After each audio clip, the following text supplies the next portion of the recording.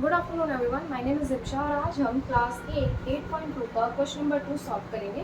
तो question number 2 में आपको क्या निकालना है? Find the area of rectangle. आपको सिर्फ एरिया ऑफ रेक्टेंगल निकालना है, लेंथ ब्रेथ आपको गिवन है। तो आइए इसका फर्स्ट पार्ट सॉल्व करते हैं। तो फर्स्ट पार्ट में इसके हमें दे रखा है पी, पहले हम लिख लेते हैं। हमें निकालना क्या है? Area of rectangle. Area of rectangle आपको निकालना है, ठीक है। और हमें लेंथ इनटू ब्रेथ गिवन है। तो आपके पास अब अगर आपको पता है लेंथ आपकी कितनी दे रखी है पी फर्स्ट पार्ट में, और ब्रेथ आपको कितनी दे रखी है क्यू। तो कितनी आ जाएगा आपका एरिया? P Q, right. इसके बाद हम आप इसका सेकेंड पार्ट कर लेते हैं।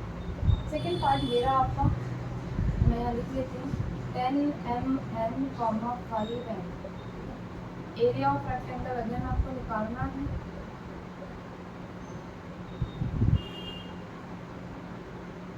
लेंथ इनटू ब्रेथ हम करेंगे, हमें गिवन है। इस तरीके से निकालते हैं हम एरिया ऑफ रेक्टेंगल। तो लेंथ हमें गिवन है 10 mm इनटू, और ब्रेथ हमारे पास है 5। तो कितना हो जाएगा? 50 mm का स्क्वायर, राइट। ये आपका आंसर है। इसके बाद हम इसका थर्ड पार्ट सॉल्व करेंगे। थर्ड पार्ट में यहाँ लिख लेती हूँ। थर्ड पार्ट दे रखा है 20x स्क्वायर, 5y स्क्वायर। तो हमें क्या निकालना है? एरिया ऑफ रेक्टेंगल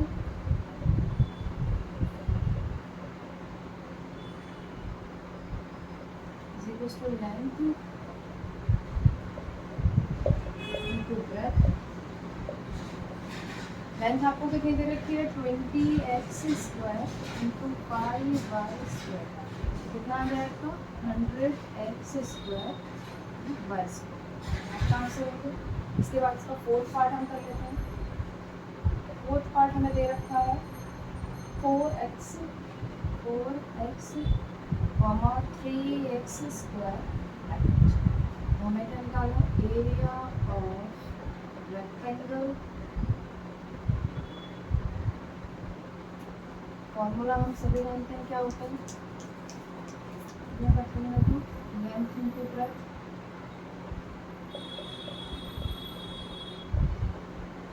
लेंथ हमें दे रखी है 4x